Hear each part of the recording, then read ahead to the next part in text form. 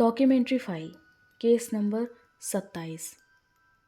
वो कॉल जो रिकॉर्ड में है लेकिन कॉल करने वाला नहीं।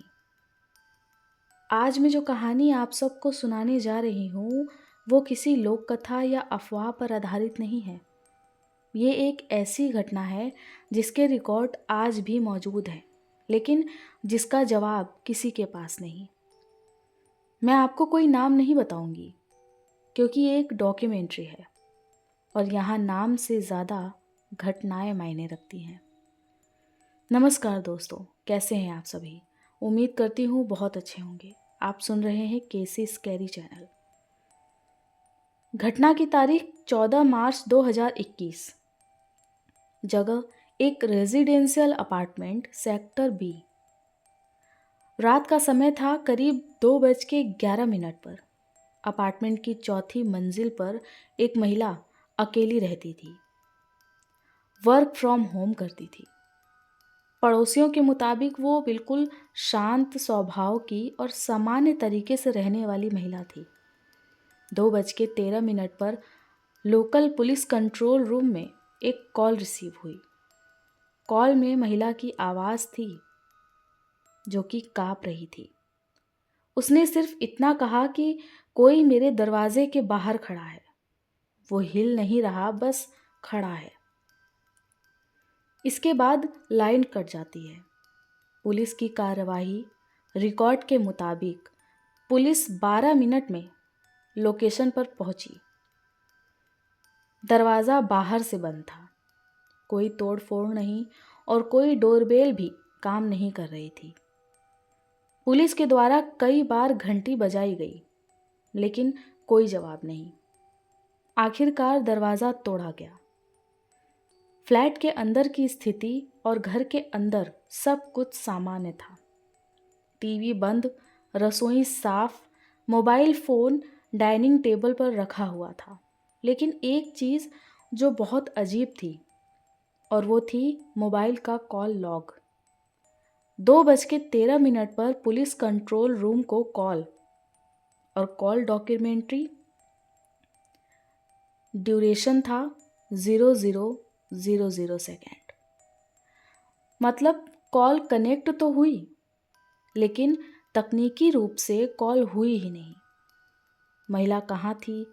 फ्लैट के अंदर कहीं भी महिला मौजूद नहीं थी। खिड़कियाँ अंदर से बंद थी, बालकनी लॉक थी और मुख्य द्वार यानी दरवाज़ा बाहर से बंद था। कोई संघर्ष के निशान नहीं थे, कोई खून नहीं, कोई आवाज़ सुनने वाला गवाह नहीं। बस एक चीज़, दरवाजे के अंदर की तरफ लकड़ी पर नाखूनों के हल्के निशान। पड़ोसियों का बयान था कि ऊपर वाले फ्लैट के एक पड़ोसी ने कहा कभी कभी रात में उसके दरवाजे के बाहर किसी के खड़े होने की आहट आती थी, लेकिन जब दरवाज़ा खोलो तो कोई नहीं होता।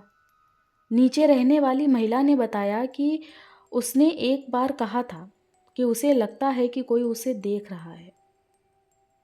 केस की स्थिति ऐसी थी कि इस केस को 3 महीने तक मिसिंग पर्सन के तौर पर जांचा गया, लेकिन कोई सुराग नहीं मिला, कोई शव नहीं मिला, कोई सीसीटीवी फुटेज नहीं मिला। आखिरकार केस को बंद कर दिया गया। डॉक्यूमेंट्री नोट पर आज भी पुलिस रिकॉर्ड में वो कॉल मौजूद है, लेकिन सवाल वही है, अगर उस रात कोई उसके दरवाजे के बाहर नहीं था तो फिर वो किससे डर रही थी? और अगर कोई था तो वो अंदर कैसे आया जब दरवाज़ा बाहर से बंद था? दोस्तों, मैं ये कहानी आपको इसलिए सुना रही हूँ क्योंकि डर हमेशा अंधेरे से नहीं आता। कभी कभी डर रिकॉर्ड में दर्ज रहता है लेकिन इंसान गायब।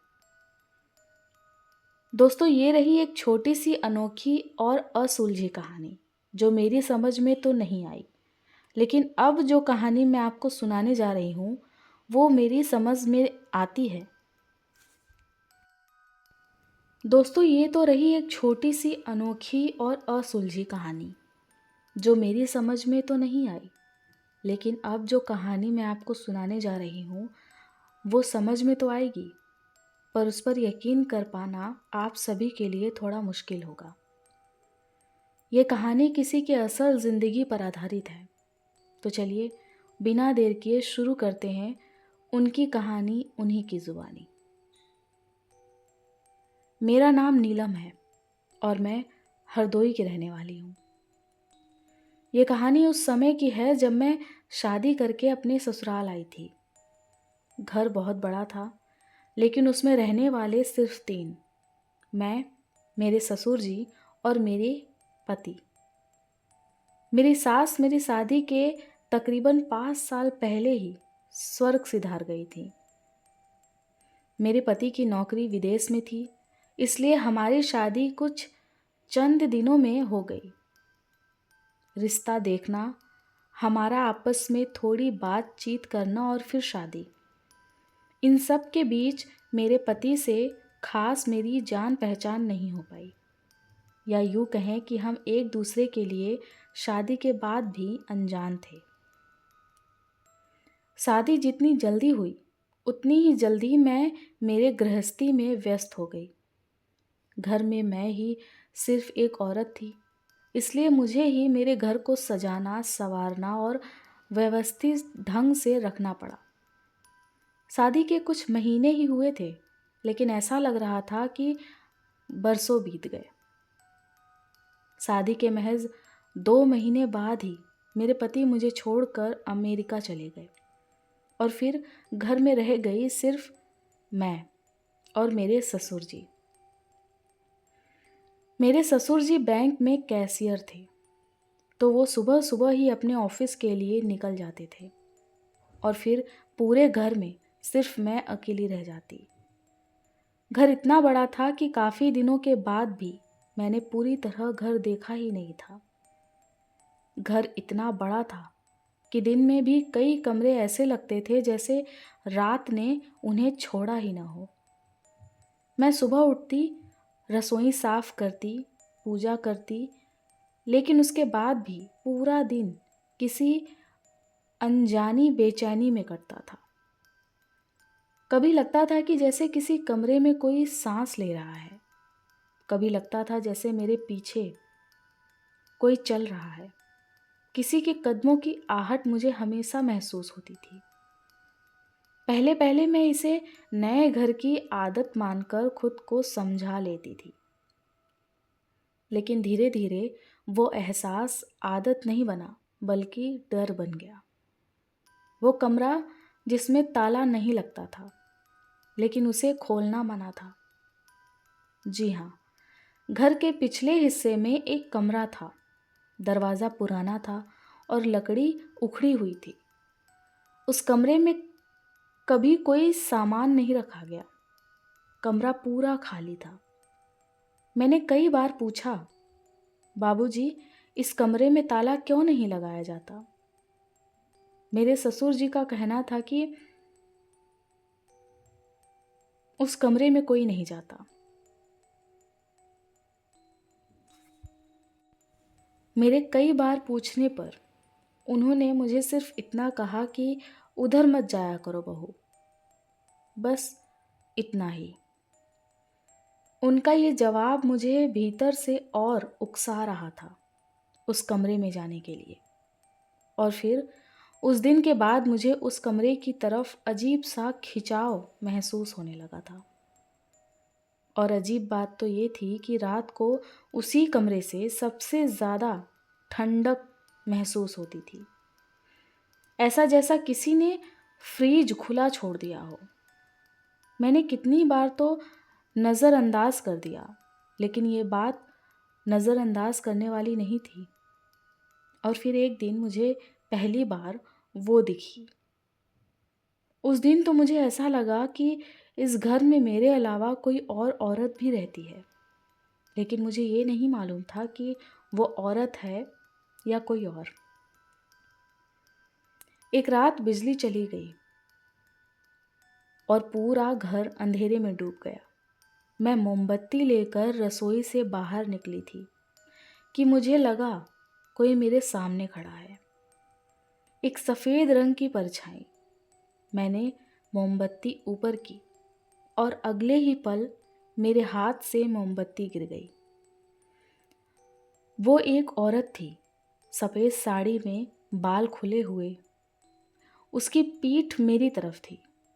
मैं कुछ बोल पाती उससे पहले ही वो परछाई धीरे धीरे गायब होने लगी और वो उसी कमरे में चली गई जिस कमरे में ताला नहीं लगा रहता मगर वो बंद रहता। पहले पहले तो मुझे लगा कि ये मेरा वहम है, लेकिन फिर हर दिन ऐसा होने लगा। धीरे धीरे करके मुझे तो बस वो परछाई ही दिखती थी, लेकिन अब आवाज़ें भी सुनाई देने लगी। आवाज़ें जो इतनी ज़्यादा थी कि नींद भी नहीं लेने देती थी। मैं बहुत ही असमंजस में थी। पति पास में नहीं थे और ससुर जी से कुछ कहने की हिम्मत नहीं थी, लेकिन मैं ये सब कुछ अब झेल भी नहीं पा रही थी। फिर एक रात जो हुआ उसने मेरे होश उड़ा दिए। उस दिन मैं तकरीबन 10:30 तक बिस्तर पर सोने के लिए आ गई थी। तभी रात के सन्नाटे में मेरे कान के बिल्कुल पास एक आवाज़ गूंजी। उसने कहा, तू क्यों आई? यह घर मेरा था और मेरा ही रहेगा। मैं अचानक उठकर बैठ गई। कमरा बिल्कुल खाली था, लेकिन मेरे तकिए पर कुछ टूटे बाल पड़े हुए थे जो कि लंबे थे, सफ़ेद थे और जो मेरे तो बिल्कुल भी नहीं थे। तभी मैंने सोच लिया था कि मैं ये बात अपने ससुर जी से डिस्कस करूँगी और मैंने वैसा ही किया। जब मेरे ससुर जी शाम को घर वापस आए तब मैंने उन्हें चाय की कप पकड़ाते हुए सारी बात कह दी। शुरू में तो उन्होंने कोई रिएक्ट नहीं किया, लेकिन जब वो उठकर अपने कमरे में जाने लगे तब उन्होंने मुझसे सिर्फ एक ही बात कही, वो ये कि इन सब बातों पर ध्यान ना दूं तो मेरे लिए बेहतर होगा। उस दिन मुझे ऐसा लगा जैसे उन्होंने मुझे समझाया नहीं बल्कि धमकाया है। और फिर मैंने अपने लिए मेरे ससुर जी का बदलता व्यवहार महसूस किया। मेरे ससुर जी अब मुझे अजीब नज़रों से देखने लगे थे। पहले तो एक पिता जैसे थे, लेकिन अब उनकी निगाहों में कुछ और था जो मुझे खटक रहा था। उस घर में अब मेरा दम घुटने लगा था। मेरे दिमाग में कई सारी बातें चलने लगी। एक तो मेरे ससुर जी का मेरे प्रति बदलता व्यवहार और दूसरा हर रात मुझे किसी की आवाज़ सुनाई देना जो मुझसे कह रही थी कि मैं उस घर को छोड़ दूं। एक दिन मेरे ससुर जी ने मुझसे कहा, बहू, इस घर में तुम खुद को अकेली मत समझना। मेरा बेटा नहीं है तो क्या हुआ, मैं तो हूँ। तुम्हें किसी भी चीज़ की ज़रूरत हो तो तुम मुझसे कह सकती हो। उस वक्त उनके शब्दों से ज़्यादा उनकी आवाज़ ने मुझे डरा दिया। उनकी बातों को सुनकर मैं थोड़ी हैरान रही। उनकी बातें तो साधारण थी, लेकिन उनका मतलब असाधारण था। और उसी रात वो परछाई मेरे सामने आई। इस बार उसका चेहरा मुझे दिखा, जिसे देखकर मैं बिल्कुल चौकन्ना रह गई। वो पूरे दुल्हन के भेष में थी। ऐसा लग रहा था जैसे कभी कभी मैं सजती, संवरती, तैयार होती, बिल्कुल वैसा। उसे देखकर तो ऐसा लग रहा था कि जैसे वो अभी अभी डोली से उतरी हो। लेकिन उसकी आंखें उतनी ही नीली और डरावनी थी। एक चीज़ जो बहुत अजीब थी वो था उसका गला। उसके गले पर वो रस्सी के निशान। ऐसा लग रहा था कि किसी ने उसका गला घोटने की कोशिश की हो। वो ठीक मेरे सामने खड़ी थी, पर इस बार न जाने क्यों मुझे डर नहीं लग रहा था और मैं उसे बस एकटक देखे जा रही थी। मैं कुछ सोच समझ पाती कि तभी उसने फुसफुसाकर कहा, चली जाओ यहाँ से, वरना तुम्हारा भी वही अंजाम होगा। इतना कहकर वो अचानक मेरे सामने ही गायब हो गई, जैसे कभी थी ही नहीं। उस वक्त तो मैं उसकी बात समझ नहीं पाई। शायद यही मेरी बदनसीबी थी। कई हफ्ते बीत गए, सब कुछ नॉर्मल चल रहा था, लेकिन मेरे ससुर जी का मेरे प्रति जो व्यवहार धीरे धीरे अजीब होता जा रहा था, वो मुझे खाए जा रहा था। मैं घर की नई नई बहू थी, इसलिए आस पड़ोस में ज़्यादा आना जाना नहीं हो पा रहा था। लेकिन एक दिन मुझे पड़ोस की एक बूढ़ी अम्मा दिखाई दी, जिन्हें मैं अम्मा कहकर बुलाने लगी। पहले दिन तो उन्होंने मुझे ऊपर से नीचे देखा और बोली, तू भी नीलम ही है ना? मैं चौंक गई। उन्होंने कांपती आवाज में कहा कि पहले वाली भी नीलम थी। उनकी ऐसी बात सुनकर मेरे कानों में जैसे सीटी बजने लगी, और फिर जो उन्होंने बताया उसे सुनकर मेरे पैरों के नीचे से जैसे ज़मीन निकल गई। उन्होंने बताया कि मेरे पति की पहली शादी मुझसे पहले हुई थी और वो लड़की मेरी ही तरह इस घर में अकेली रहती थी और उसका नाम भी नीलम था। और फिर घर के अंदर जो हुआ उसने सभी को हैरान कर दिया। एक दिन पुलिस की गाड़ी आकर घर के सामने रुकी और अंदर से एक लाश निकली। वो लाश घर की बहू की थी। वो लाश नीलम की थी। तुम्हारे ससुर और पति का कहना था कि नीलम की मौत दम घुटने की वजह से हुई है। उसे अस्थमा की बीमारी थी। लेकिन हम सब जानते हैं कि नीलम की मौत कैसे हुई, क्योंकि उसके मौत के एक रात पहले नीलम की आवाज बाहर तक सुनाई दे रही थी और वो कह रही थी कि मुझे छोड़ दो, मैं आपकी बेटे की उम्र की हूँ। फिर एक चीख और फिर खामोशी। उसके बाद उसकी आवाज़ें किसी ने नहीं सुनी और फिर अगले ही दिन हमने देखा कि नीलम की मौत हो गई। हम सब जानते हैं कि सच्चाई क्या है, लेकिन कोई भी इस झमेले में पड़ना नहीं चाहता। उस दिन अम्मा की बात सुनकर मुझे ये एहसास हुआ कि आखिर क्यों बिना किसी रस्मों रिवाज के और बिना रिश्तेदारों के अचानक चुपचाप मेरी शादी हो गई। मैं धीरे धीरे बातें समझ रही थी शायद, लेकिन जब तक पूरी तरह समझ पाती तब तक बहुत देर हो चुकी थी। उसी रात मेरे पति का फ़ोन आया और मैंने हिम्मत करके कांपती आवाज़ में सब कुछ पूछ लिया। पहले तो वो देर तक चुप रहे, लेकिन फिर उन्होंने बस इतना ही कहा कि पुरानी बातें क्यों कुरेद रही हो नीलम। बस उसी पल घर की सारी लाइटें एक साथ बुझ गई। मुझे लगा कि बिजली चली गई, लेकिन ऐसा नहीं था, क्योंकि मेरे सामने मेरे ससुर जी खड़े थे। उनके चेहरे पर एक अजीब हवस दिखाई दे रही थी। मैं कुछ कहती कि तभी उन्होंने अपना असली रूप दिखाना शुरू कर दिया। मैं चीखती हुई भागने की कोशिश करने लगी। उस बीच मुझे कई बार चोट भी लग गई। मैं कोशिश कर रही थी कि किसी भी तरीके से मैं घर के बाहर निकल सकूं, लेकिन उन्होंने मेरे पांव पर किसी चीज़ से ज़ोर से वार किया, जिसकी वजह से मैं लड़खड़ा कर वहीं ज़मीन पर गिर गई। उस दिन मुझे ऐसा लग रहा था कि मैं अब नहीं बचूंगी, लेकिन तभी हुआ कुछ ऐसा जो बेहद डरावना था, लेकिन उसने मेरी जान बचा ली। वो सामने खड़ी थी, जिसे देखकर इस बार मैं डरी नहीं बल्कि मेरे ससुर जी कांप गए। उसे देखकर न जाने क्यों वो इतना डर गए कि खुद ही घर से बाहर की ओर भागे, लेकिन अचानक ही उनके पैर फिसल गए और उनका सर एक पत्थर पर जाकर टकराया। देखते ही देखते ज़मीन पर खून बहने लगा। मैंने करीब जाकर देखा तो मेरे ससुर जी की मौत हो चुकी थी और वो औंधे मुंह ज़मीन पर पड़े हुए थे। उनकी धड़कनें बंद हो चुकी थी और पूरा माहौल अचानक शांत हो गया था। मैं हैरान परेशान वहीं खड़ी रही।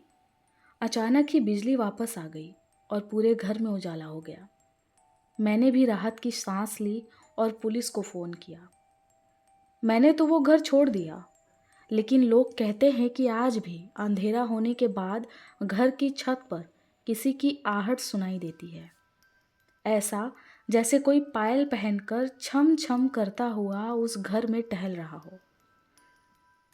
मैंने अपने पति को डिवोर्स दे दिया और अपनी ज़िंदगी की एक नई शुरुआत की। ये कहानी मेरे जीवन की सबसे खौफनाक हादसा थी, जिसे मैं कभी नहीं भूल पाऊंगी, क्योंकि मैं एक पढ़ी लिखी और साइंस पर भरोसा करने वाली लड़की थी, जिसने अपनी आंखों के सामने वो होता देखा जिस पर यकीन कर पाना बहुतों के लिए नामुमकिन था।